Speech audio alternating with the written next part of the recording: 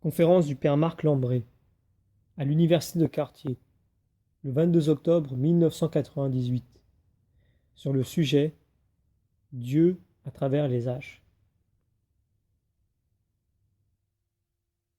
La petite Oona est née il n'y a pas longtemps, bien qu'elle ait connu ce qui arrive quelquefois, un retard de croissance précoce. Elle s'est complètement arrêtée de se développer in utero au 4e mois. En général, lorsque cela arrive, le développement ne reprend pas, et l'enfant meurt dans le ventre de sa mère. Mais Oona, elle, est repartie. Elle est née à terme, quoique physiquement prématurée d'1 mois. Les médecins ne savent pas pourquoi parfois la croissance s'interrompt et ils savent encore moins pourquoi dans ce cas-là, elle a redémarré. Oona est arrivée au monde pratiquement sans séquelles. Une légère opération, quelques mois après la naissance, a réparé une petite malformation, de telle sorte qu'elle est aujourd'hui parfaitement normale. Et bien sûr, dès sa sortie du ventre de sa mère, cette petite fille a été l'objet de prévenances spéciales. En particulier, on l'a d'emblée intubée et on lui a placé une sonde gastrique. Elle a aussitôt manifesté la gêne qu'elle ressentait par des gestes qui signifiaient qu'elle voulait se débarrasser de l'appareil. Alors on lui a mis des moufles. En dépit de quoi, ce bébé qui n'avait pas 24 heures a bel et bien arraché sa sonde. Les médecins ont pensé que si elle avait la vitalité d'écarter l'objet, elle devait avoir celle de s'en passer. Et la suite prouva que oui. Oona nous démontre, s'il en était besoin, que la vie consiste à passer à travers le temps, mais non en restant purement et simplement ce qu'on est, en restant juste ce qu'elle était dans le ventre de sa mère au 4e mois. Oona était une morte en sursis. Vivre, c'est passer à travers le temps en se développant. Vivre, c'est être en mouvement, c'est traverser les âges. Les hommes sont des vivants, et de surcroît des êtres pensants. C'est pourquoi nous nous demandons comment il se fait que quelque chose demeure alors que tout change. Nous pouvons nous le demander parce que nous sommes nous-mêmes une conscience qui demeure. C'est le grand mystère de la mémoire et du fait que nous disions je.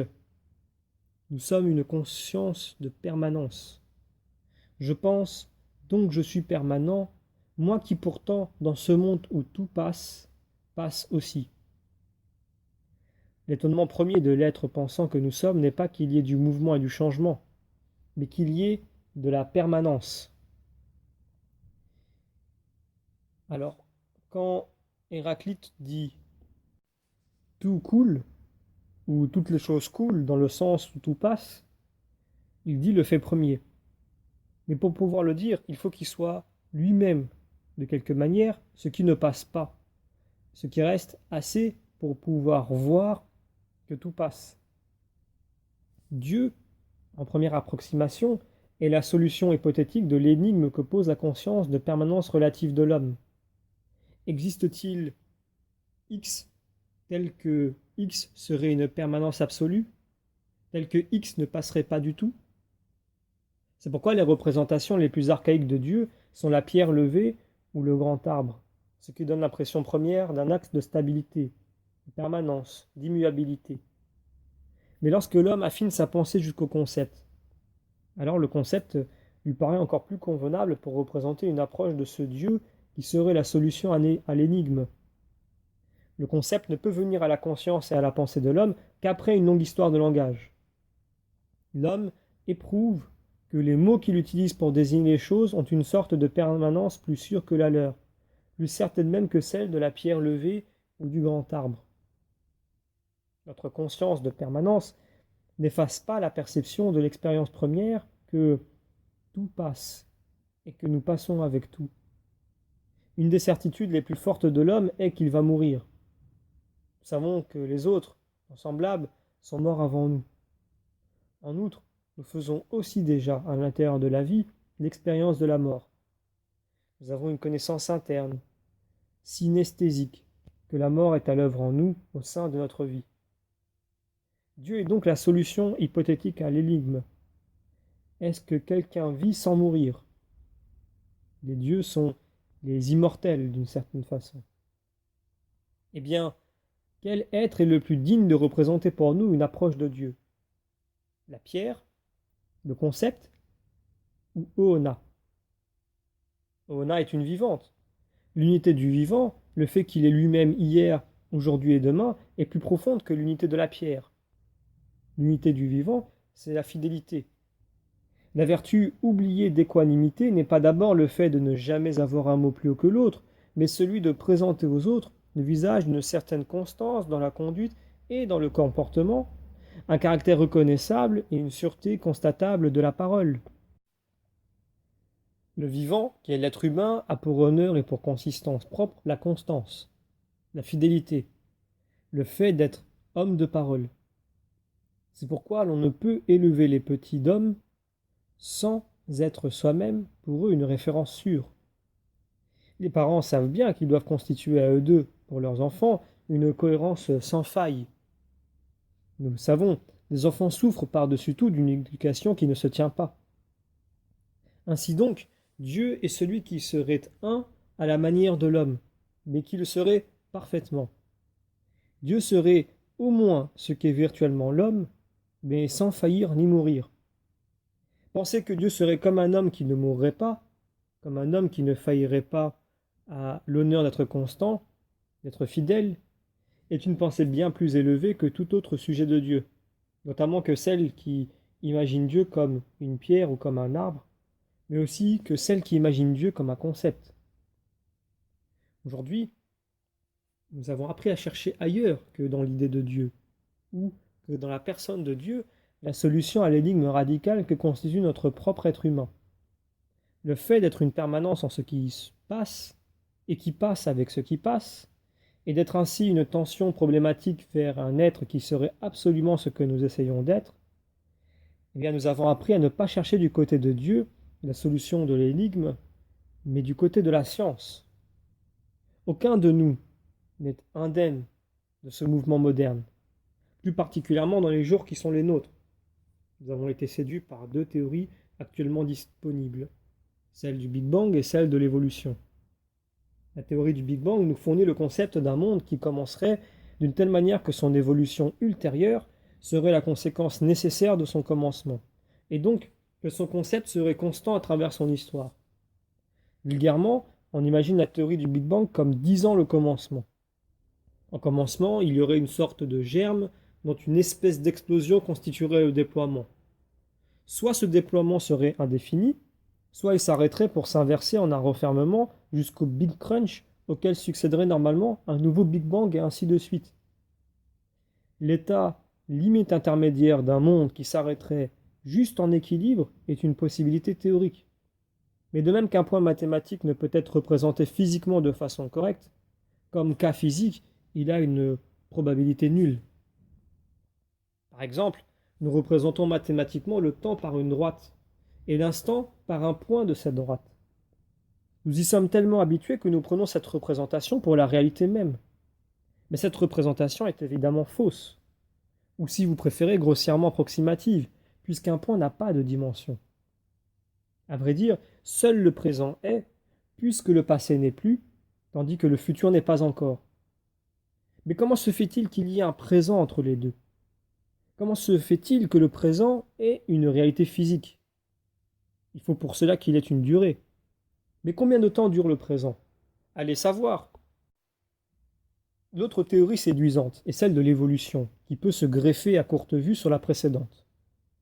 La théorie de l'évolution nous dit comment, de l'océan primordial, est sortie une vie qui s'est diversifiée par d'innombrables mutations successives, en une prodigieuse multiplicité de formes et d'espèces. Le principe de la succession des espèces et de leur réussite plus ou moins durable serait celui de leur adaptation à l'environnement. Les mutations produiraient au hasard une quantité toujours renouvelée de candidats à la survie, dont seuls subsisteraient ceux qui, par chance, présentaient les caractères adaptés à l'environnement au moment de leur apparition. Ce serait la fameuse sélection naturelle. C'est une vision fascinante, mais elle est tout aussi incapable de rendre compte suffisamment de la réalité que la représentation linéaire du temps. Premièrement, ce que nous connaissons des mutations naturelles montre que, mathématiquement, la production au hasard de candidats à la survie est radicalement insuffisante au regard de la rapidité des modifications de l'environnement. La probabilité de disposer d'un mutant bon candidat à chaque fois que les conditions changent est pratiquement nulle. Il faudrait donc introduire dans la théorie un facteur téléologique, c'est-à-dire une façon pour le vivant d'être guidé au cours de ces mutations, dans le sens de la création de caractères nouveaux correspondant à ce qui est souhaitable au regard des nouvelles conditions de vie. Mais du point de vue de la théorie de l'évolution, un tel facteur théologique n'est rien d'autre pour l'instant qu'une hypothèse métaphysique. Deuxièmement, et plus radicalement encore, la théorie reste muette sur le moteur même, non seulement de l'évolution, mais de la vie tout court. Pourquoi la vie? Pourquoi Oona cesse-t-elle de se développer, se demandent les médecins quand il arrive qu'un enfant ait un simple retard de croissance. Mais à bien y réfléchir, cette question est curieuse. Pourquoi les enfants se développent-ils en général? Voilà la question première, et bien plus considérable. Or, nous n'en savons rien. Nous ne savons pas pourquoi la vie vit. De même que la représentation linéaire du temps a une certaine fécondité théorique, de même la théorie de l'évolution rend compte, pour une part, d'un certain nombre d'observations, mais ces productions conceptuelles restent radicalement insuffisantes. Ce que nous pensons, nous les modernes, ce que pensent nos enfants, ce que la science a compris, l'histoire du monde, et que donc les supposées théories bibliques sur la question sont définitivement obsolètes. Or, cette idée courante qui nous inquiète en tant que croyants au sujet de la validité de la Bible et de l'enseignement de l'Église est d'abord déficiente comme idée de la science. Elle se fait illusion sur la science. J'ai lu quelque part que la métaphore par excellence du cinéma est le train, particulièrement le train dans la nuit. L'auteur faisait remarquer que le premier bout du film de l'histoire du cinéma est une arrivée de train en gare de Sète précisément. Je me rappelle aussi un slogan d'il y a quelques années, un curieux slogan qui proclamait « Le cinéma, c'est la vie ». Eh bien, j'ai envie de dire plutôt que la vie, telle que nous la représentons du moins, c'est du cinéma, c'est-à-dire une collection d'images instantanées dont la succession rapide produit l'illusion de la continuité. Mais pour ce qui est notre propre vie, nous ne sommes plus dehors à regarder passer le train de nuit, mais emportés par ce train dans lequel nous passons à travers le monde, plongés dans une sorte de torpeur. De temps en temps, dans la nuit, quelque chose brille, se fixe sur notre rétine et dans notre mémoire. Au bout du compte, notre voyage se réduit à ces quelques images qui se sont imprimées et qui ont duré en nous, mais dont la succession nous paraît couvrir tout le temps passé, tandis que reste plongée dans l'oubli et l'inconnu la majeure partie, la quasi-totalité du trajet. Quand le train s'arrête, surtout en race campagne, le silence est toujours un peu de mort. Ceux qui dorment s'éveillent, et tout le monde est inquiet. Non seulement l'homme est une fragile et quelque peu illusoire conscience de permanence dans le monde qui passe, mais en plus cette permanence l'inquiète. Il n'est en repos précaire que d'être trimballé assez vite pour ne pas trop se demander pourquoi il demeure. La théorie du Big Bang et celle de l'évolution, c'est aussi du cinéma. Entendez-moi bien, je ne veux pas dire que c'est faux, mais seulement que c'est largement illusoire. À partir d'une collection d'observations et de remarques justes, nous nous plaisons à nous imaginer une continuité dont nous ne pouvons pas absolument rendre compte en fait. La modernité, bien plus, et notamment l'illusion que nous pourrions réinventer le monde. Selon cette illusion rationaliste, nous aurions maintenant une connaissance assez solide de la façon dont les choses marchent, en sorte que nous pourrions faire un monde qui marche enfin bien. Un des mots d'ordre entendus récemment au sujet du Pax, pour prétendument disqualifier la position de l'Église à ce sujet, donc l'Église qui parle de l'homme, de la nature humaine, de la vocation humaine éternelle, un mot d'ordre est de dire, justement, le pouvoir et l'honneur de la culture, c'est de changer la nature. Mais si nous n'étions pas quelque chose qui demeure, nous ne pourrions pas même nous poser la question de savoir si ce monde est bon comme il est, et encore moins envisager de le changer. Et comment trouver la bonne direction du changement sans, d'abord, une juste appréciation de ce qui demeure, et qui constitue donc la référence même du changement. L'illusion moderniste imagine l'homme comme cet individu adulte, équilibré, éclairé, vertueux, instruit, raisonnable, capable de librement accepter tel ou tel lien, telle ou telle alliance pour le temps qui lui plaira. Eh bien, l'homme n'est pas cela.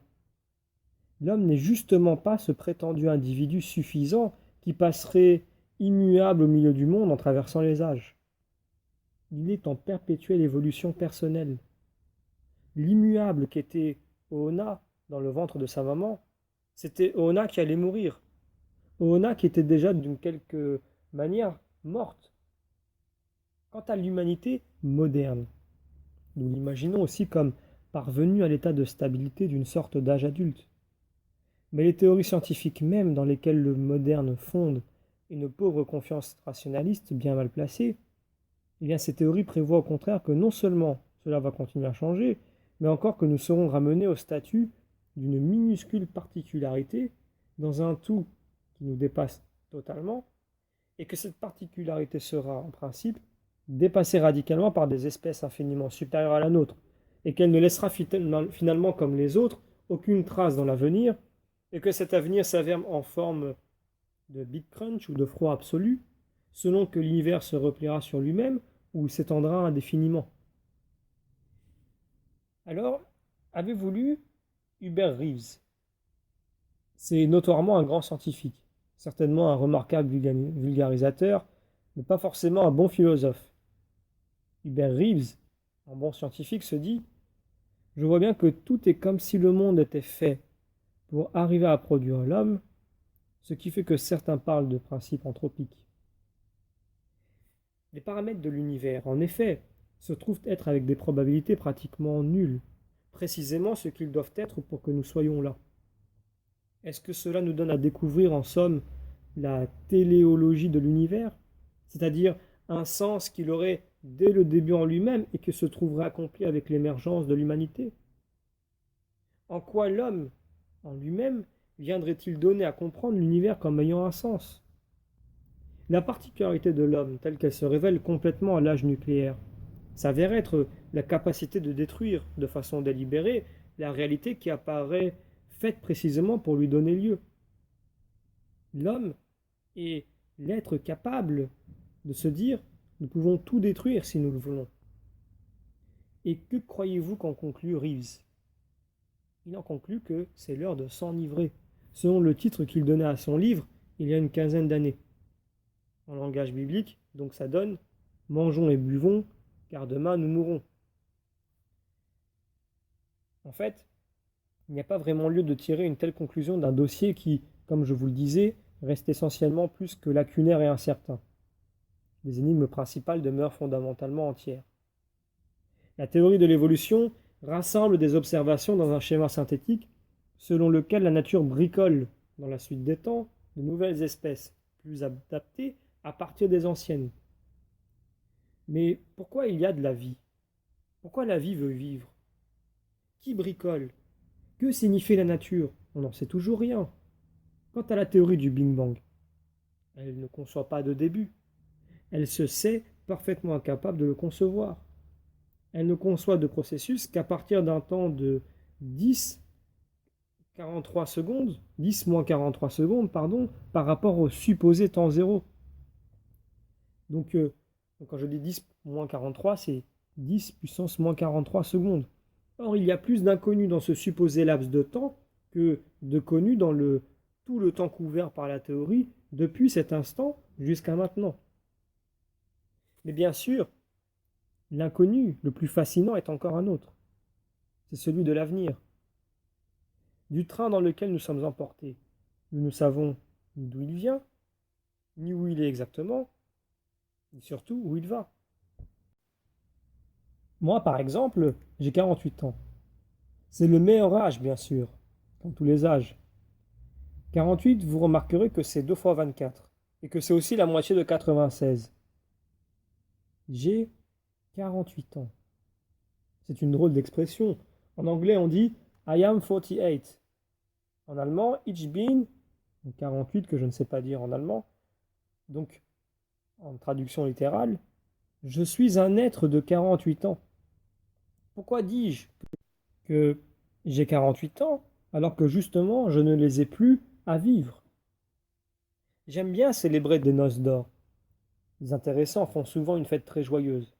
Pourtant, ils ont beau dire qu'ils ont 50 ans de mariage, ils ne les ont plus justement à vivre.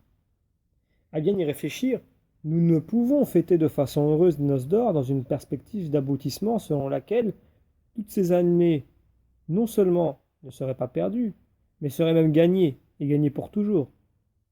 Sinon, nous aurions à célébrer un deuil en chaque anniversaire. Nous ne pouvons nous résoudre à penser que tout ce qui est, et nous avec, retombe dans le néant. La conception du néant, dans l'idée, nous glace, et aussi le propre de l'homme. Mais nous repoussons cette idée pour nous-mêmes, quand simplement nous pensons que nous avons un certain âge. Nous sommes alors supposition de Dieu. Dieu est la question des gens qui ont de l'âge. L'homme ne peut s'empêcher d'espérer que la permanence l'emportera sur le passage, la dégradation et la disparition de tout. Tout cela pourrait nous donner à penser encore pour quelques millions d'années. Pourtant, la plus considérable des énigmes qui reste entière, je ne l'ai pas encore dite. C'est celle de l'homme, de la définition de l'homme. Une chose nous paraît une évidence, c'est que nous sommes des hommes et que l'homme existe. Mais scientifiquement, est-ce que cela existe, l'homme? Qu'est-ce que l'homme au juste? Un des vertiges du biologiste est de perdre, ou plutôt de ne pas trouver, de ne pas retrouver dans sa science l'identité humaine comme identité. Dans la théorie de l'évolution pure et simple, pourquoi l'homme serait-il? Regardez les requins et les raies, c'est fascinant. Il y a des raies, on dirait des requins, et des requins, on dirait des raies. Nous ne voyons pas de frontière radicale entre de multiples espèces qui constituent ensemble comme une continuité dans la diversité du vivant. Pour l'homme, il en va autrement. Notre espèce humaine, il n'y a qu'une race humaine, et curieusement isolée, à distance abyssale de tout autre. On dit qu'entre le chimpanzé et l'homme, il n'y a qu'un chromosome de différence. Pourtant, la différence est telle que notre conviction spontanée et universelle est que nous sommes, nous les hommes, radicalement autre chose que les chimpanzés. Volume du cerveau, capacité d'idéation, de symbolisation, respect des morts, rite interdit de l'inceste, et non seulement inhibition, construction symbolique de la parentèle, langage. Tout cela est spécifiquement humain. Mais les scientifiques se cassent les dents chaque fois que, sur un trait en particulier, ils veulent arriver à identifier le discriminant absolu. D'un côté, notre intuition profonde est qu'il y a une discrimination absolue, donc synchronique et diachronique, de l'autre. Nous n'arrivons pas à en rendre compte scientifiquement. Synchroniquement, il nous paraît évident qu'à la date d'aujourd'hui, il y a sur la Terre des êtres qui sont des hommes et des êtres qui n'en sont pas, de façon indubitable. Mais diachroniquement, nous devons donc aussi admettre qu'à un moment donné, il y a eu un être qui était un homme, alors qu'avant il n'y en avait pas. Mais un tel événement d'émergence nous est pratiquement inimaginable. Choisira-t-on dès lors de tourner son esprit vers une conception opposée qui ferait advenir l'homme de façon progressive? Il faudra aussi envisager que, de façon progressive, notre espèce évolue dans l'avenir vers une autre qui ne serait plus l'espèce humaine, vers un être qui serait aussi éloigné de l'homme que l'homme l'est aujourd'hui du chimpanzé. Tout cela défie même notre imagination, combien plus notre pauvre science actuelle. Comprendre, c'est donner une unité à un donné fragmenté, observé ou expérimenté. Comprendre, c'est balbutier la permanence et l'unité d'un monde où tout passe et où tout est guerre, lutte et tentative de subsister. Comprendre, c'est toujours à nouveau se pencher sur le réel que nous expérimentons et que nous sommes, se pencher avec la sollicitude du démiurge qui crée le sens. Où serait la permanence si elle n'était dans notre conscience? Notre conscience, comme créatrice de permanence, est un mystère pour nous-mêmes. Un mystère qui pose la question de ce X qui serait vraiment permanent, dont Dieu serait la valeur solution. Jean-Paul II, dans l'encyclique Fides et Ratio, éprouve le besoin de rappeler que non seulement la foi n'est pas un irrationalisme ou un anti-rationalisme, mais que la foi a d'abord foi en la raison. C'est la foi des chrétiens, ce n'est pas la conviction de tous les hommes. Chrétiens, nous avons foi en la raison parce que nous croyons en Dieu. En effet, une performance extrême de la raison est de mettre en doute sa propre validité. La raison, c'est ce qui démontre, mais la raison sait qu'elle ne fait jamais de démonstration ultime. La raison démontre ainsi qu'elle n'est jamais sûre d'avoir raison. Si nous continuons à raisonner, si nous continuons à vivre, c'est parce que le parti pris pour la vie et le parti pris pour la raison sont dans la vie et dans le fait de raisonner. Et ce parti pris constitue une preuve de Dieu. Comment la raison croirait-elle en elle-même toute seule? La foi est tout ce qu'il y a de plus raisonnable. À l'inverse, les idéologies sont des constructions déraisonnables, délirantes.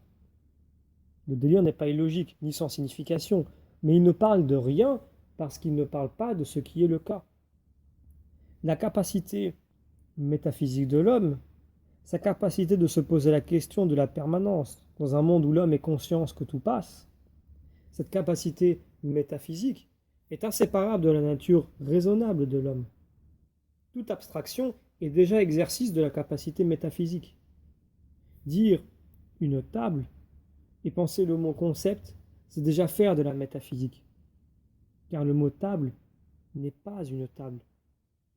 Mais cette capacité proprement humaine de raison, d'abstraction, de métaphysique, de production de concepts, est aussi vertigineuse.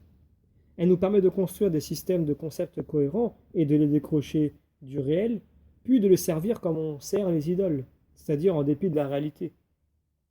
L'idéologie est profondément idolâtre. Soutenir une idéologie, c'est offrir un culte à l'œuvre de ses mains. Vous savez qu'on pense avec ses mains. Contre la réalité, comme on donne ses fils au Moloch dans la fournaise. Le primat de la réalité, voilà ce qui est raisonnable. L'abstraction et les constructions métaphysiques ne valent que pour ce qu'elles donnent à vivre et à vivre mieux. Le prélat de la réalité, nous l'oublions quand nous disons « si Dieu est, il est bon et tout-puissant, donc il n'a pas créé le mal, mais le mal existe, donc Dieu n'est pas. » Un tel syllogisme est un délire.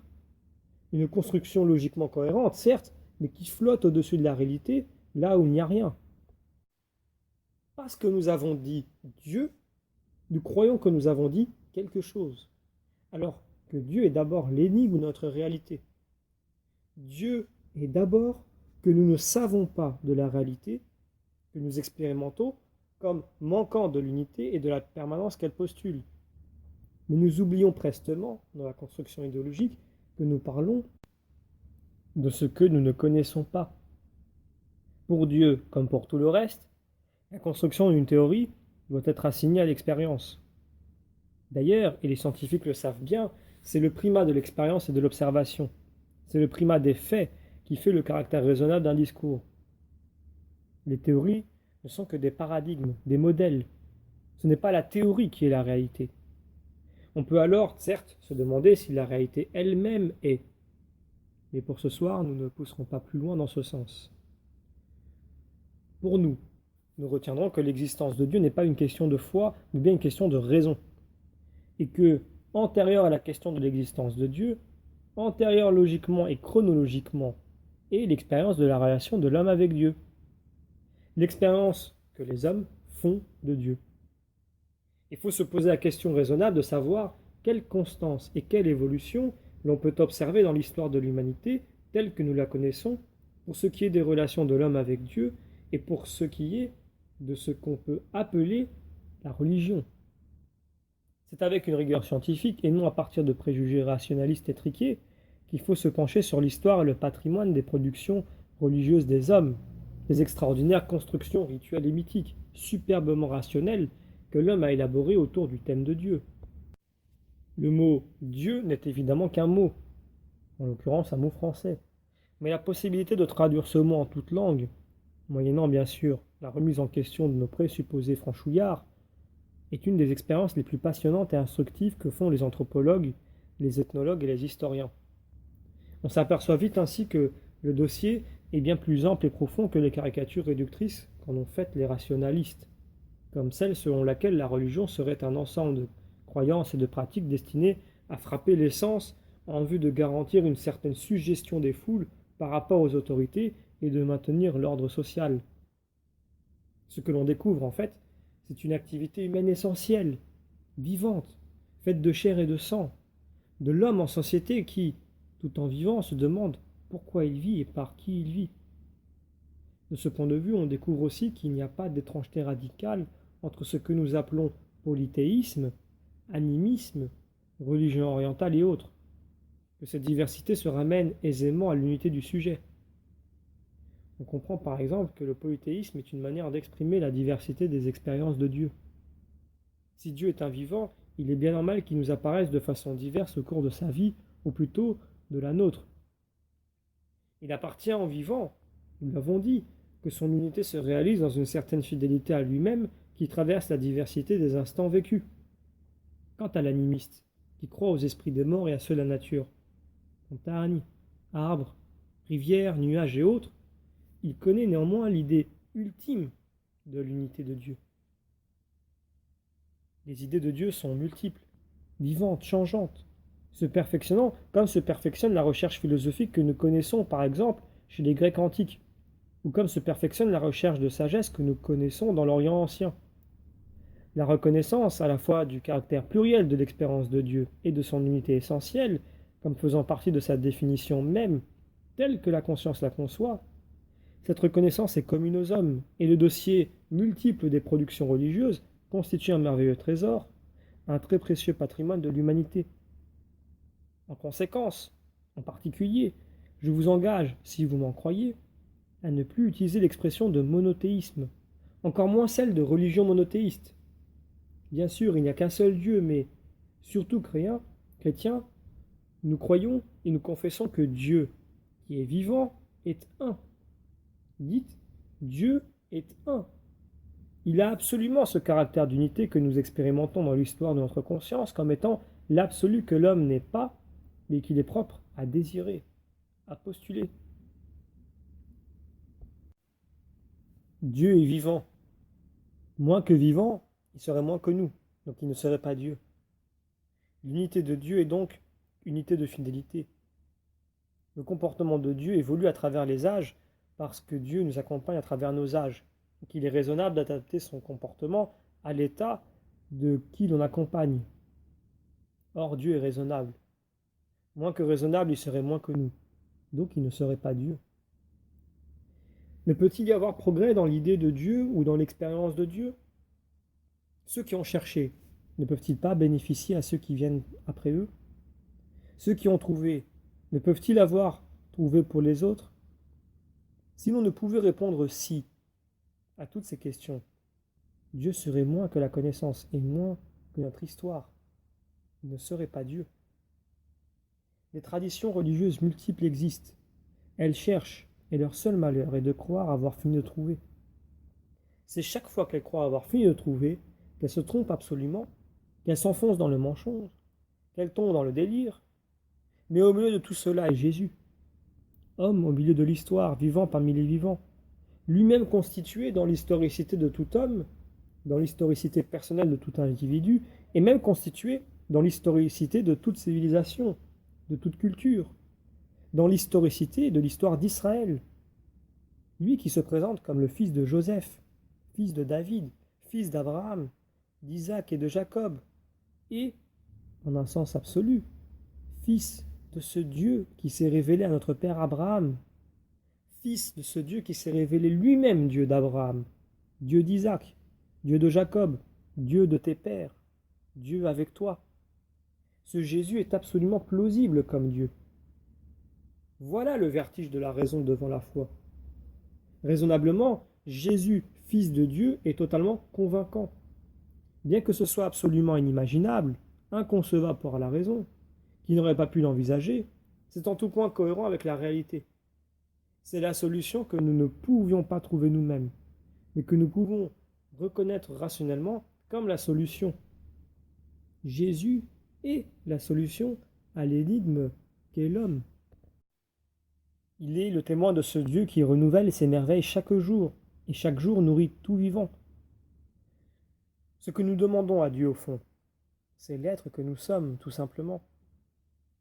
Nous lui demandons à lui qui nous le donne et veut nous le donner à chaque instant. Ce faisant, eh bien, nous nous rendons simplement à la réalité. Nous cessons de nous opposer à nous-mêmes, nous acceptons de nous recevoir de Dieu, nous reconnaissons que nous sommes un don de Dieu et nous acceptons ce don. Que nous le voulions ou non, nous sommes ce don. Mais accepter ce don, c'est le surrecevoir. Voilà ce que fait l'action de grâce. Jésus est celui qui nous apparaît si vivant à la lecture des évangiles et en même temps si insaisissable. C'est un vivant, un cœur qui bat, un être rythmé par les âges de la vie, comme nous tous. Il n'est pas comme un Bouddha, c'est-à-dire un être imaginaire selon la façon dont les hommes se figurent la permanence divine. Un être qui n'est en fait plus un vivant, mais plutôt un statufié, un momifié ou un non-vivant. Je ne parle pas ici du Bouddha historique, l'éveillé, mais des Bouddhas, des bouddhistes. Jésus vit et meurt. Jésus n'est pas quelqu'un qui meurt vivant, comme ceux qui essayent de se statufier de leur vivant, mais c'est quelqu'un qui vit jusqu'à sa mort et jusqu'à vivre sa mort. Bien plus, Jésus combat sa vie jusqu'à sa mort. Tout est guerre en ce bas monde. Je ne suis pas venu apporter la paix sur la terre, dit le Seigneur, mais le glaive. La vie de Jésus est un combat. Vous vous rappelez l'agonie au jardin, mais agonie en grec signifie combat. Et toute la vie de Jésus conduit à sa passion où elle culmine. Ce monde est un combat.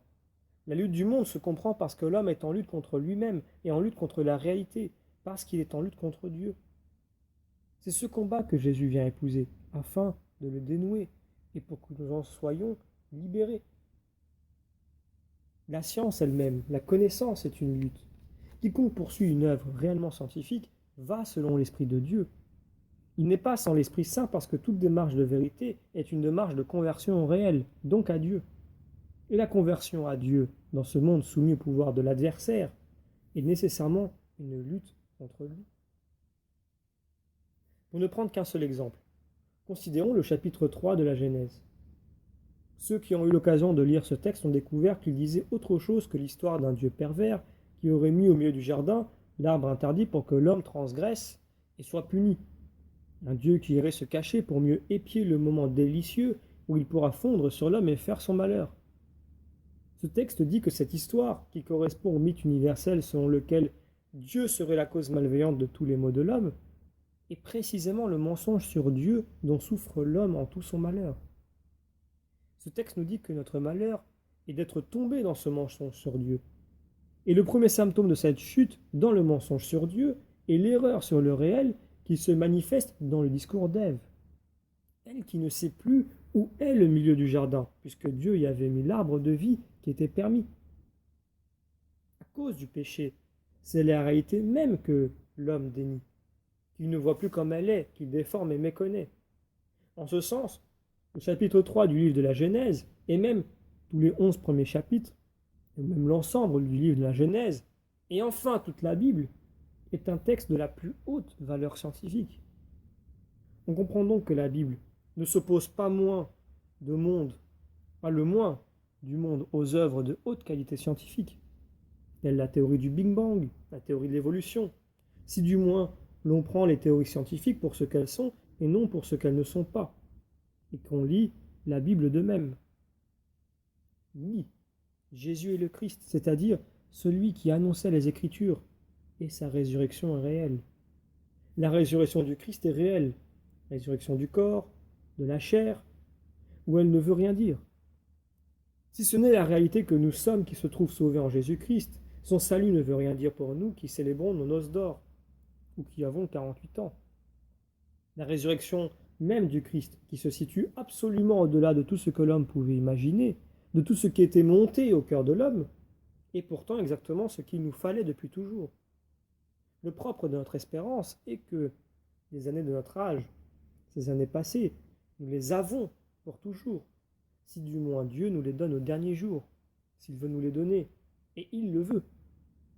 Mais saurons-nous les accepter, nouvelles, ces années? Dirons-nous jusqu'au bout, donne-nous notre vie que tu nous as donnée? Comme l'aigle, il renouvelle ta jeunesse, dit le psalmiste, psaume chapitre 103. L'éternité, la seule qui soit digne de Dieu, est l'éternité du vivant. Elle est, sans fin, la vie telle que nous l'avons connue, avec notre corps et son cœur qui bat, renouvelée d'une façon que nous ne pouvons imaginer. L'éternité d'un enfant qui accepte de grandir dans le sein de sa mère, qui accepte de pousser et de sortir, et qui veut vivre. Oui, la venue de Jésus change tout. En Jésus-Christ, Fils de Dieu, dans l'Esprit qui est nouveau, notre relation avec Dieu, enfin, s'est apaisée. Notre vieux combat contre Dieu, et donc contre nous-mêmes, et donc contre la réalité, contre toute réalité, trouve une fin heureuse, et c'est la paix du Christ. La paix du Christ dépasse tout ce que le monde connaît en fait de paix. Elle est essentiellement l'abandon de la tentative désespérée de se justifier soi-même en rejetant la faute sur Dieu. Le renoncement à la malheureuse litanie des justifications de l'homme qui commence avec celle d'Adam. C'est la femme que tu m'as donnée qui m'a donné le fruit, et d'Ève, c'est le serpent que tu avais mis là qui m'a séduite. Voilà l'histoire de Jésus qui nous justifie. Si seulement nous nous laissons réconcilier en lui avec Dieu, avec nous-mêmes et avec la réalité tout entière. Cette histoire est ce qu'elle est. Pourquoi, dites-vous, pourquoi ce peuple-là, ce peuple d'Israël? Pourquoi pas un autre? Pourquoi Abraham et pourquoi Moïse? Pourquoi David? Pourquoi Marie? Et pourquoi suis-je là, moi? Pourquoi suis-je moi et pas un autre? Et pourquoi vous qui êtes là? Chaque instant de réalité est un pourquoi absolument insoluble pour nous. C'est ainsi. Nous sommes là et c'est comme ça. Voilà la réalité. Le monde, la réalité, est un fait originaire. Aucun déterminisme ne permet de dire que les choses sont ce qu'elles doivent être. Bien au contraire, notre intuition humaine la plus profonde est qu'elles ne sont justement pas ce qu'elles doivent être. Mais notre espérance chrétienne la plus sûre, sur la parole du Seigneur, est qu'elles le seront au dernier jour, lorsqu'il sera tout en tous. Jusqu'au dernier jour, Dieu est à l'œuvre, à travers tous les âges, pour qu'il en soit ainsi. Il est ce Dieu que chante Marie. Désormais, toutes les générations me diront bienheureuse. Et son amour s'étend d'âge en âge. Voilà le seul Dieu qui vaille, et c'est celui de Jésus-Christ, un à travers les âges, hier, aujourd'hui et demain. Amen, c'est sûr. Le reste est incertain, mais il est sûr.